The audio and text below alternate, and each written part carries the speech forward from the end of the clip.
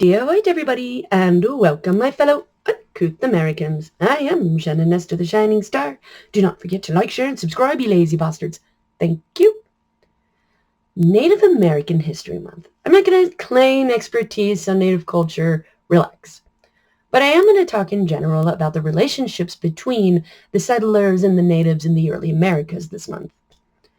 Oh, forgive the backdrop. I am changing living spaces and all that fun jazz. You know, I'm just moving on up. Don't worry, I'll stop. Let us begin with the early European explorers around 1000 AD. Leif Erikson found Vinland of eastern Canada by accident during his voyage to Greenland. Now it's known as the, forgive me, I know I'm going to say this wrong, Lanaz Meadow. That voyage was then later made into a holiday in America for October 9th by President Calvin Coolidge in Minnesota for its large Nordic population.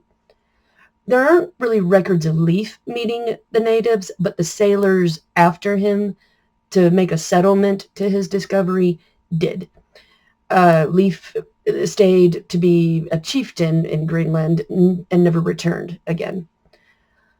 The Native Americans of that area, I couldn't find zeroed down on what particular tribe they dealt with, but I did find the general tribes of the Arctic area. Forgive me, I know I'm going to say these wrong as well. The Beothuk or the Beothuk related to the Algonquin, the Thule or the Thule, which were the ancestors of the Inuit, Yupik or Yupiat, and Aleut, which were kinds of Eskimos. Again, they were just the main indigenous peoples of that area. Most of them do not like to be called Native or Indian. They prefer their tribal names or bloodlines strictly. Anywho, between the settlers and the natives this early in history, again, starting out cautious yet peaceful trading.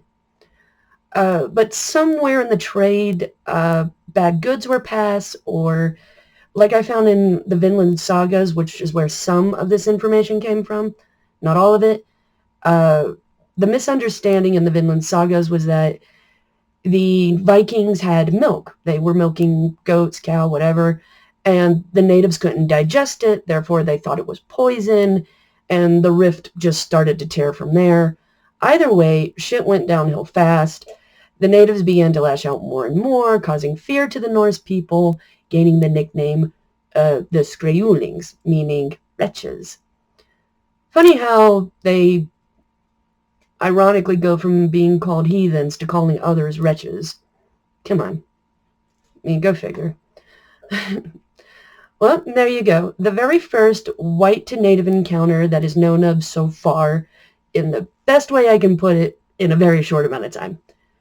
It sucks, but it's history. And for as far as pro-native, it's score one, really. They won. They chased them out. But personally, let us all find a future together.